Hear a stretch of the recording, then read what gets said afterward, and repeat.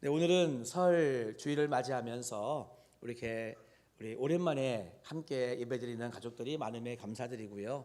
우리 이번 한 주간 우리 평안함 속에 건강함 속에 우리 명절의 기쁨을 누리시는 우리 모든 성도님들이 되시기를 주님의 이름으로 축원합니다.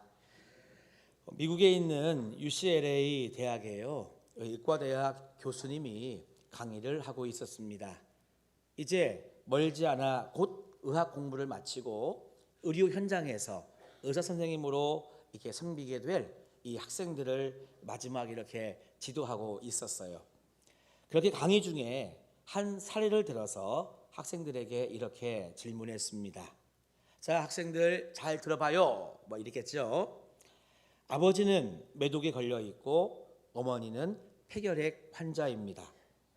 여기서 아이 넷이 태어났는데 첫째 아이는 매독균으로 인해서 장님이 되었고 둘째 아이는 이미 병들어 죽었습니다. 셋째는 역시 부모들의 이 병 때문에 귀머거리가 되었고 넷째 아이는 결핵 환자가 되었습니다.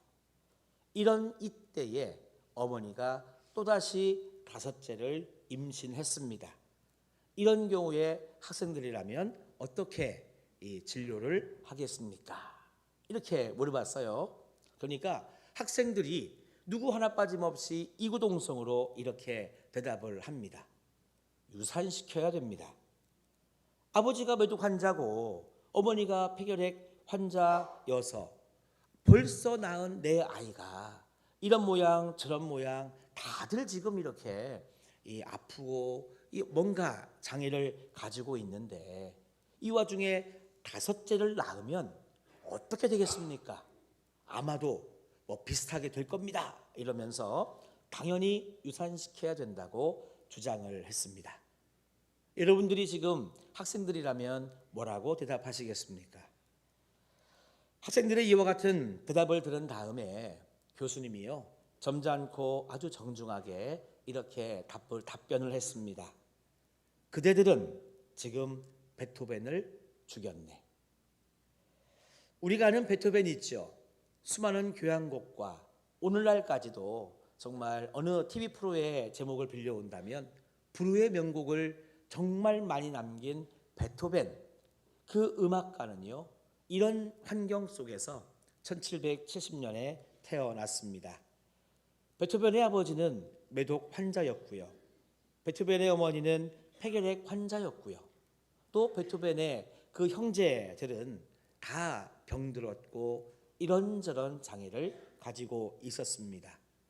하지만 베토벤은 그런 가정에서 태어나 57년 동안 작곡 활동을 했어요. 그렇기 때문에 오늘날 우리들에게도 그 수많은 불후의 명곡들이 남아있고 아마도 많은 음악가들은 베토벤의 어떤 음악적인 내용들을 그렇게 공부하고 배우고 여러분 하는 것 아니겠습니까?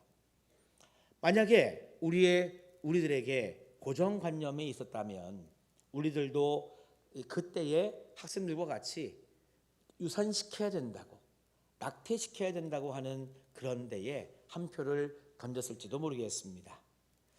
자, 그래서 여러분 고정관념이라고 하는 것은 사람을 죽일 수도 있는 거예요. 그러니까 고정관념은 참 무섭다는 겁니다. 그래서 여러분 고정관념이 얼마나 무서운지 오늘 주시는 하나님의 말씀에 보니까 말씀에서도 그것을 우리가 볼 수 있다는 겁니다. 자, 오늘 본문은요 크게 두 가지의 논쟁이 담겨져 있습니다. 하나는 예수님과 바리새인과의 논쟁, 또 다른 하나는 예수님과 예수를 믿는 사람들 사이의 논쟁으로 구성되어 있습니다.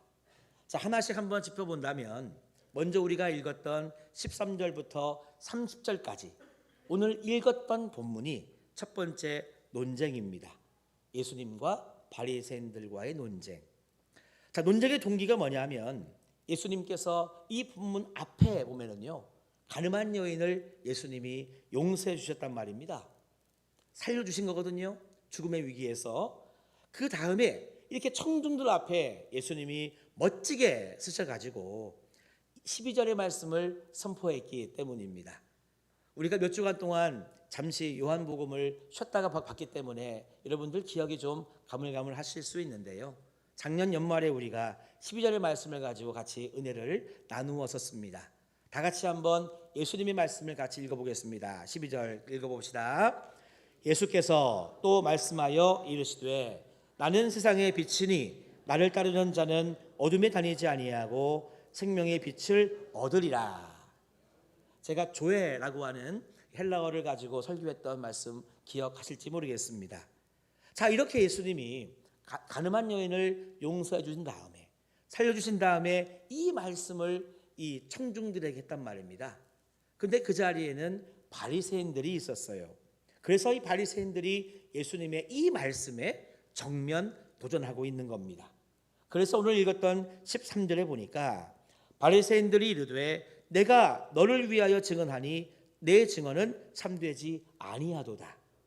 정면으로 예수님의 말씀을 반박을 하는데 이런 말인 거죠.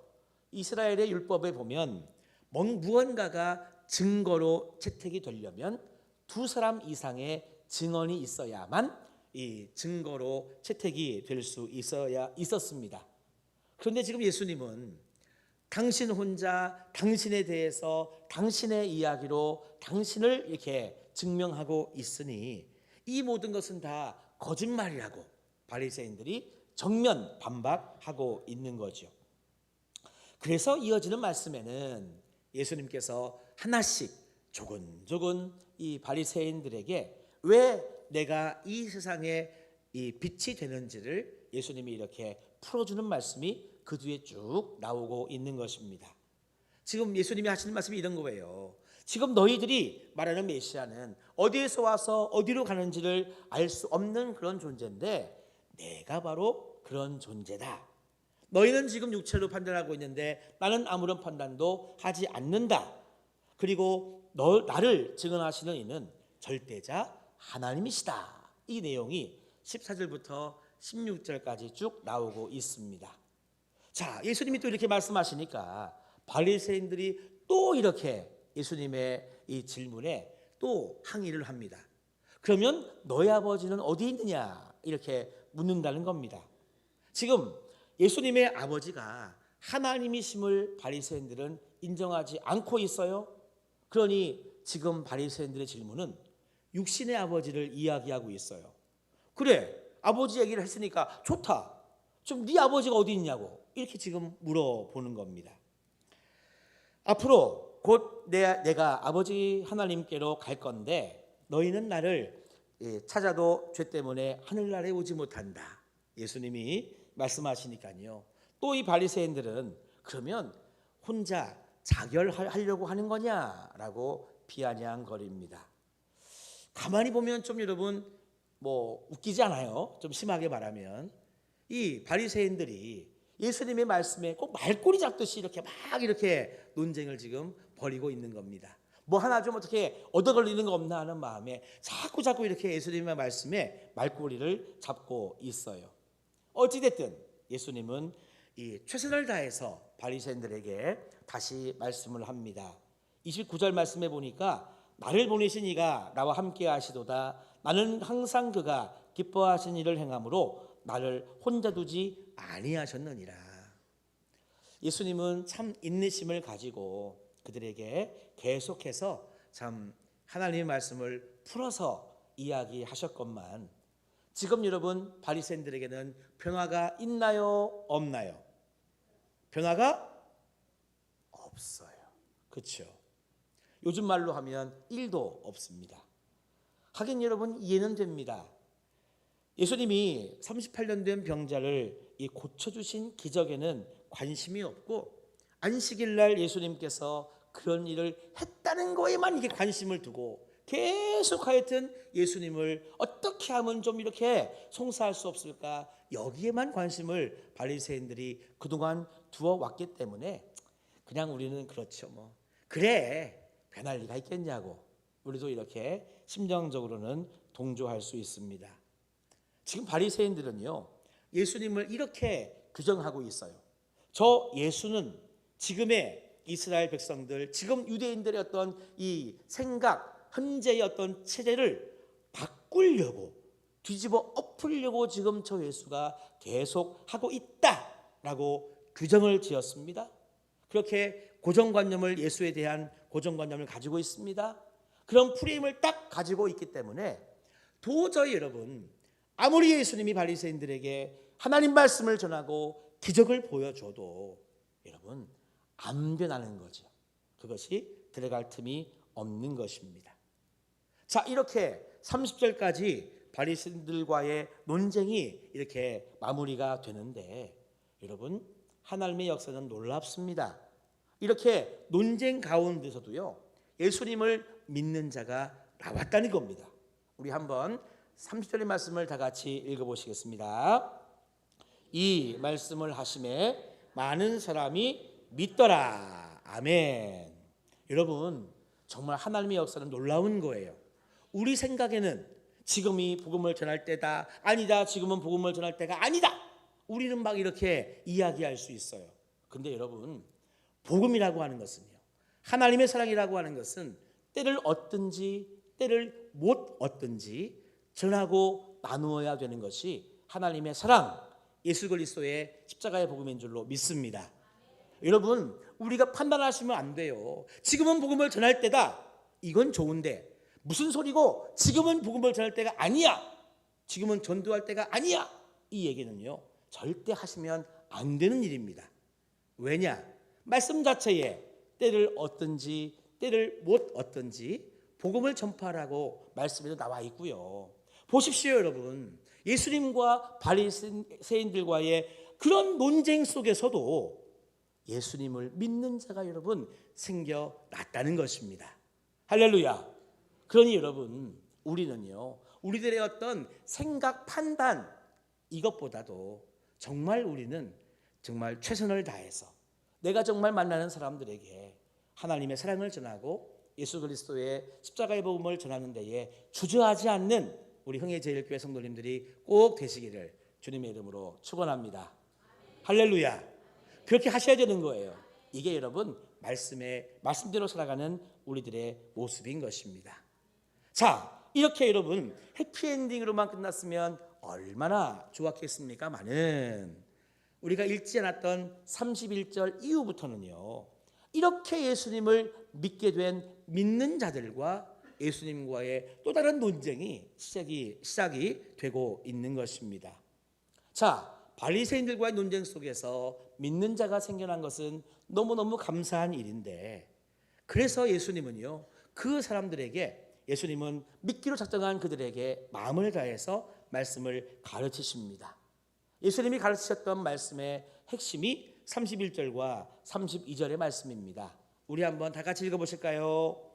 그러므로 예수께서 자기를 믿은 유대인들에게 이르시되 너희가 내 말에 거하면 참으로 내 제자가 되고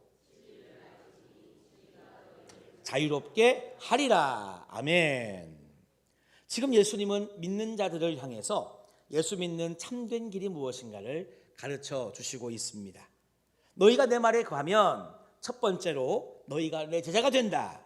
두 번째로 진리를 알게 된다. 세 번째로 진리가 너희를 자유롭게 할 것이다. 이렇게 예수님께서 정말 귀한 말씀을 가르쳐 주셨습니다. 어떠세요 여러분? 이 예수님의 말씀이 맞는 말씀인가요? 틀린 말씀 아니죠? 좋은 말씀이죠? 나쁜 말씀인가요? 아니잖아요. 옳은 말씀이요 좋은 말씀입니다. 이 말씀의 핵심이 뭐냐? 너희가 내 말에 거하면, 이것이 말씀의 핵심인 거죠. 너희가 내 말, 예수님의 말에 거하면 내 제자가 되고 진리를 알게 되고 모든 것에서 자유롭게 된다. 그래서 주님의 말씀 안에 거하라 라고 하는 것이 예수님의 가르침의 핵심입니다. 그런데 이것을 예수를 믿는 자들이 오해를 했다는 것입니다.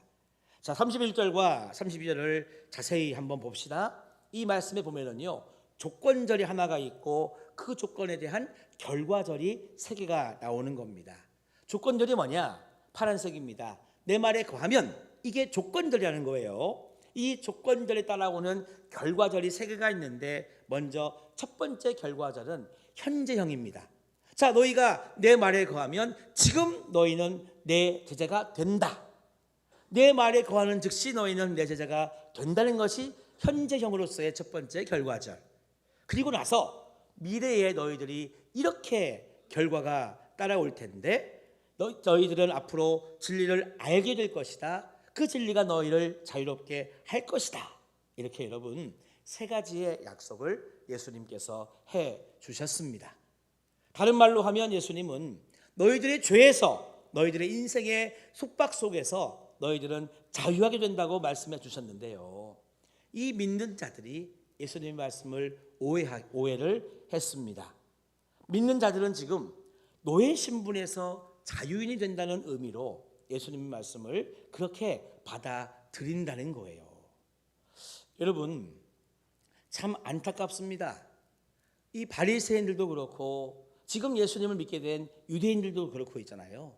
참 이상해요. 요즘도 여러분 이 사회를 보면 그렇습니다. 자기가 생각하는 대로 들어. 다른 사람의 말을. 그리고 내가 생각하는 게 옳다고 또 믿어버려. 그 다음에는 내가 생각하는 게 옳다고 믿어지니 그것을 입으로 이야기해, 행동해. 이것이 여러분 오늘날 우리나라의 큰 문제 아니겠습니까? 뭐 정치적인 견해를 일단 떠나서 전반적인 사회 형태가 그런 것 같아요. 요즘 사람들 듣고 싶은 얘기만 듣고 내 생각에 맞는 것만 듣고 그 다음에 그것이 옳다고 믿고 그래서 그것을 이야기하고 그대로 행동하는 참 안타까운 현상이 요즘의 현상입니다. 근데 그런 현상이 오늘 말씀에도 나온다는 거죠. 바리새인들이 그렇고 오늘 예수를 믿기로 작정한 그 믿는 유대인들도 같은 입장인 겁니다. 지금 예수를 믿기로 작정한 사람들은 예수를 믿기는 믿는데 지금 예수님이 가르치신 말씀이 우리들의 자존심을 건드렸다고 우리의 자부심을 건드렸다고 그렇게 지금 오해를 하는 거예요. 그게 무슨 말이냐 하면 지금 이들은요 하나님께서 우리를 선택해 주셨기 때문에 나는 하나님께 택함받은 선민이다. 이스라엘 사람들이다. 유대인이다. 우리는 이 종이 아니라 우리는 자유인이다. 이미 하나님께 택함받은 존재니까. 그런데 왜 갑자기 예수님이 우리 보고 이 노예에서 무슨 뭐 자유롭게 한다고 말씀하냐. 그러니까 지금 유대인들은요 자기들이 가지고 있는 고정관념 자기들의 프레임 속에서 딱 생각하고 있기 때문에 거기에서 벗어난 얘기는 다 이상하게 지금 알아듣고 있다는 겁니다. 지금 그들은 예수님으로부터 공격받고 있다고 지금 생각을 하는 거예요. 그러니 지금 목숨을 걸고 막 예수님한테 도전하고 대들고 항의하고 있는 겁니다. 33절 말씀에 보니까 그들이 이렇게 이야기해요. 우리가 아브라함의 자손이라 남의 종이 된 적이 없거늘 어찌하여 우리가 자유롭게 되리라고 하느냐. 참 여러분 아닌 밤중에 홍두깨도 아니고 자다가 봉창을 두들기는 것도 아니고 이 너무나 안타까운 예수님과의 논쟁이 벌어지고 있습니다. 여러분 요한복음 8장 32절의 말씀 진리가 너희를 자유롭게 하리라 라고 하는 이 말씀은요 사회적인 신분과는 아무런 상관이 없는 말씀입니다. 정말 예수님의 말씀이 너희 안에 거하면 너희는 죄에서 자유함 받고 너희를束縛하고 있는 모든 악한 것에서 자유하게 돼서 하나님의 자녀로 너희들이 정말 살아갈 수 있다고 하는 이 자유를 말씀하셨는데 지금 유대인들은 자신들의 신분, 자신들이 가지고 있는 어떤 이 선민 세상에 대한 도전으로 그들은 이해하고 있는 거예요. 예수님의 의도는 믿는 자들을 훈련시키기 위해 진리의 말씀을 선포한 건데 그들은 그렇지 않다고 오해했습니다. 마치 이렇게 하는 거죠. 우리는 남의 종이 된 적이 없거늘 왜 우리 보고 종, 노예라고 하냐고. 참 안타깝습니다. 이렇게 따지고 대드는 모습에 예수님도요 좀 당황하신 것 같아요. 그래가지고 37절 말씀에 보면 나도 너희가 아브라함의 자손인 줄 아노라 그러나 내 말이 너희 안에 있을 곳이 없으므로 나를 죽이려 하는도다. 오히려 여러분 믿는 자들이 예수님을 죽이려고 합니다. 더 나아가서 이 믿는 자들이 예수님을 향해서 이렇게 딱 규정을 지어버려요. 48절 말씀에 보면 유대인들이 대답하여 이르되 우리가 너를 사마리아 사람이라 또는 귀신이 들렸다 하는 말이 옳지 아니하냐. 이게 무슨 말이냐. 조금 전까지만 해도 예수를 믿겠다고 이야기하고 예수를 믿습니다라고 했던 사람들이요, 잠시 후에는 그 예수님 보고 사마리아 사람이야, 넌 귀신이야, 이렇게 지금 이야기를 한다는 거예요. 여러분, 얼마나 안타깝습니까? 그래서 예수님은 49절 말씀에 나는 귀신 들린 것이 아니라 오직 내 아버지를 공경함 이거늘 너희가 나를 무시하는도다. 예수님이 마지막에 이렇게 말씀하셨네요. 사랑하는 성도 여러분, 예수님을 믿기로 한 자들 얼마나 감사한 일입니까? 그런데 예수님을 믿는다고 하는 사람들도 자신들의 고정관념에 사로잡혀 있으면, 자기만의 프레임에 갇혀 있으면 언제든지 여러분 돌변할 수가 있는 거예요. 보십시오 여러분, 이 예수님을 믿는다고 하는 사람들에게 믿음 소용이 없어요. 예수님 소용이 없단 말입니다.